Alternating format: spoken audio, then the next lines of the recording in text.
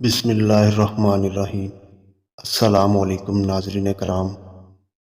آج کی ویڈیو کا عنوان ہے بنی اسرائیل کا ایک عابد اور شیطان۔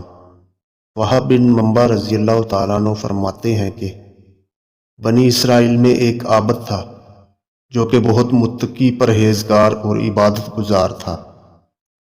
اپنے زمانے میں اس کے مقابلے کا کوئی عابد نہ تھا۔ اس زمانے میں اس کے شہر میں 3 بھائی رہتے تھے اور تینوں بھائیوں کی اکلوتی بہن تھی جو کہ کنواری تھی۔ اتفاقاً ان تینوں بھائیوں کو ایک جنگ پر جانا پڑ گیا اور انہیں فکر لاحق ہوئی کہ ہم اپنی بہن کو اکیلا کس کے پاس چھوڑیں۔ انہیں کوئی ایسا قابل اعتبار شخص نظر نہ آیا جس کے پاس وہ اپنی بہن کو چھوڑ کر جاتے اور اس پر بھروسہ کرتے۔ لہٰذا سب نے اتفاق رائے سے فیصلہ کیا کہ شہر کے مشہور عابد کے پاس اپنی بہن کو چھوڑ جاتے ہیں، کیونکہ وہ تینوں بھائی اس عابد کی پرہیزگاری سے واقف تھے۔ انہوں نے یہی مناسب سمجھا کہ ہماری بہن اس کے پاس بالکل محفوظ رہے گی۔ چنانچہ وہ اپنی بہن کو لے کر عابد کے پاس آئے اور درخواست کی کہ ہم جب تک لڑائی سے واپس نہیں آ جاتے آپ ہماری بہن کو اپنی سپردگی اور حفاظت میں رکھ لیں۔ عابد نے انکار کیا اور ان سے اور اس کی بہن سے خدا کی پناہ مانگی۔ تینوں بھائی اصرار کرنے لگے کہ ان کی بہن کو اپنی نگرانی میں رکھ لیں، کیونکہ ہماری نظر میں کوئی اور ایسا قابل بھروسہ انسان نہ ہے جس کے پاس ہم اپنی بہن کو چھوڑ کر جائیں، اور نہ ہی ہم اپنی بہن کو اکیلے گھر میں چھوڑ سکتے ہیں۔ آپ کم از کم اس کی حفاظت تو کر سکتے ہیں۔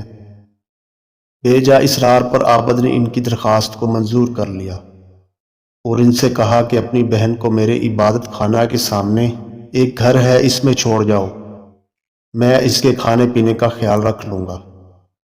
وہ تینوں بھائی اپنی بہن کو اس گھر میں چھوڑ کر چلے گئے۔ ایک مدت تک وہ لڑکی اس گھر میں رہتی رہی۔ عابد اس کے لیے کھانا لے کر چلتا تھا اور اپنی عبادت خانہ کے دروازے پر رکھ کر آواز دے دیتا اور دروازہ بند کر لیتا۔ وہ لڑکی اپنے گھر سے آ کر کھانا اٹھا کر لے جاتی تھی۔ کچھ عرصہ بعد شیطان نے عابد کو بہکانا شروع کیا۔ شیطان انسانی شکل میں ظاہر ہو کر عابد کے پاس آیا اور باتوں باتوں میں اس کو یہ ظاہر کرتا رہا کہ تم کھانا رکھ کر اندر آ جاتے ہو اور لڑکی باہر اپنے گھر سے نکل کر تمہارے گھر کے دروازے تک آتی ہے اور کھانا اٹھا کر لے جاتی ہے۔ اگر ایسے میں کسی نے اس کو دیکھ لیا اور سوچ لیا کہ وہ اکیلی ہے اور اس کے اکیلے پن کا فائدہ اٹھا کر اس کو بہکا کر اس کی عزت سے کھلواڑ ہو سکتا ہے، تو بہتر یہی ہے کہ بجائے وہ کھانا لینے آئے تم خود اس کے دروازے تک جا کر کھانا اس تک دے آیا کرو۔ اس طرح تمہیں اجر عظیم بھی ملے گا اور لڑکی کی عزت بھی محفوظ رہے گی۔ غرض کہ یہ بات عابد کے دل کو لگی اور عابد کھانا لے کر لڑکی کے گھر تک جانے لگ گیا۔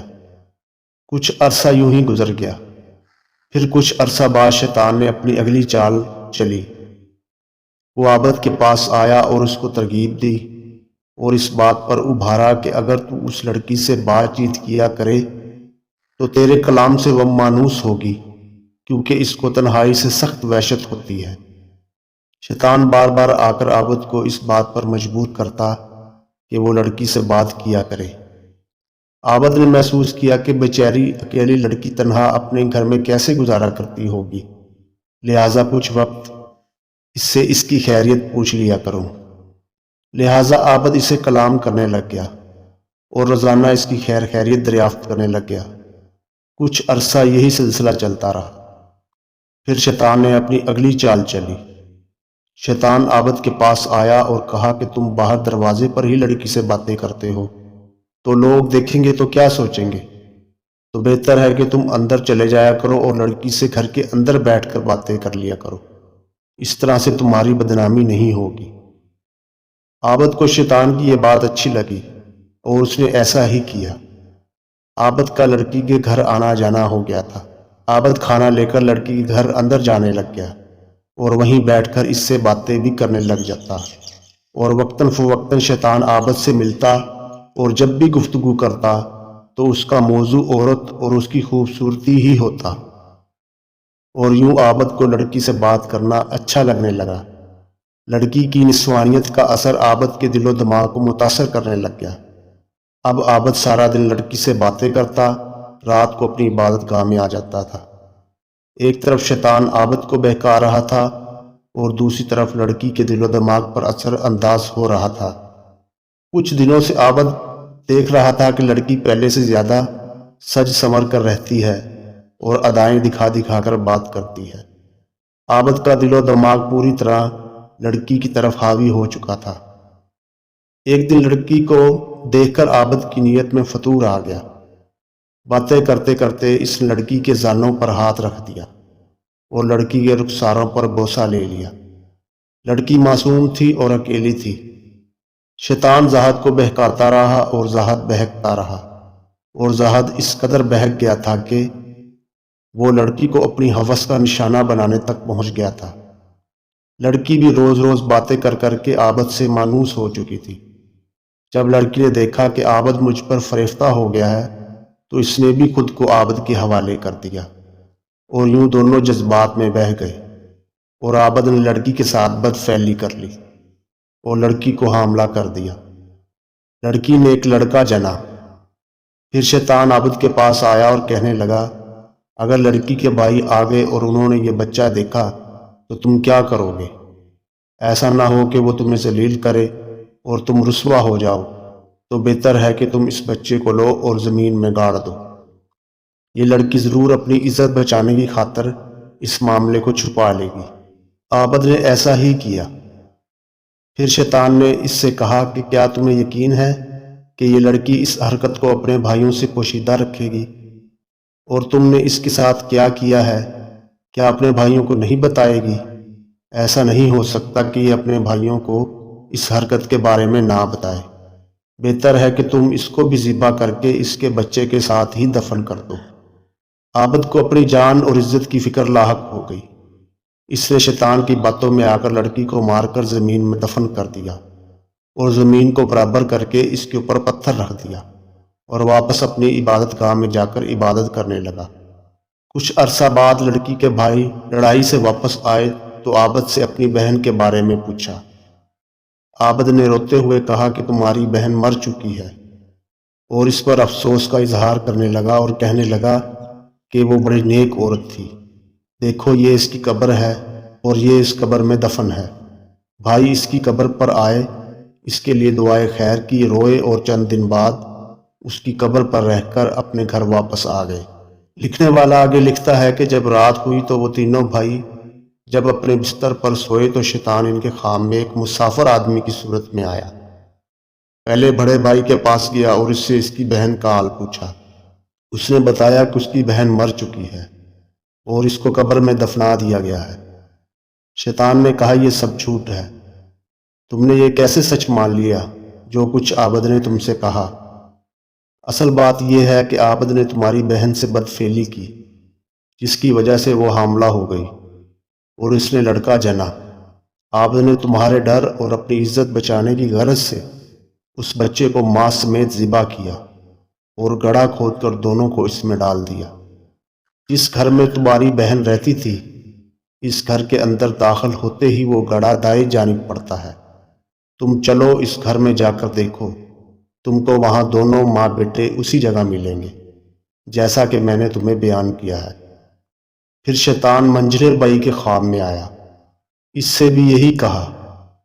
پھر چھوٹے بھائی کے خواب میں آیا، اسے بھی یہی گفتگو کی۔ جب صبح ہوئی تو تینوں بھائی جب بیدار ہوئے تو تعجب کی حالت میں تھے۔ ہر ایک نے دوسرے کو اپنا خواب بیان کیا۔ بڑے بھائی نے کہا یہ خواب فقط خیال ہے اور کچھ نہیں، یہ ذکر چھوڑو اور اپنا کام کرو۔ چھوٹا کہنے لگا میں تو جب تک اس جگہ کو دیکھ نہ لوں باز نہیں آؤں گا۔ تو یوں تینوں بھائی چلے۔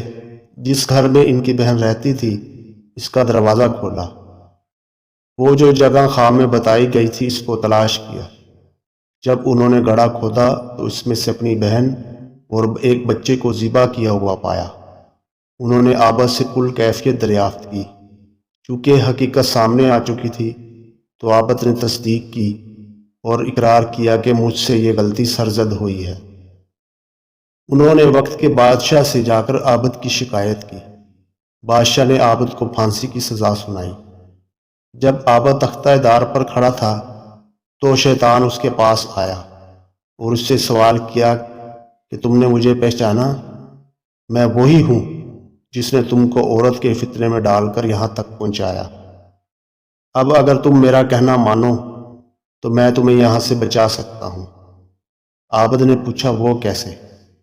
شیطان نے کہا کہ مجھے سجدہ کرو تو میں تمہیں بچا لوں گا۔ تو عابد نے اپنی جان بچانے کی خاطر شیطان کو سجدہ کیا اور یوں عابد اللہ تعالیٰ کی نظر میں کافر ہو گیا۔ پھر جب عابد نے کفر کیا تو شیطان اس کو اس کے حال پہ چھوڑ کر واپس ہنستا ہوا اپنی کامیابی کے گیت گاتا ہوا واپس چلا گیا۔ بادشاہ نے حکم دیا کہ عابد کو پھانسی دے دو اور اس طرح عابد کو اپنے انجام تک پہنچا دیا گیا۔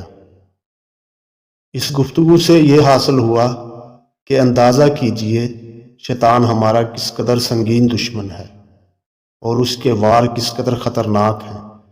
چنانچہ ہمیں چاہیے کہ اس واقعہ سے سبق حاصل کریں اور شیطان کی چالوں سے اپنے آپ کو بچائیں۔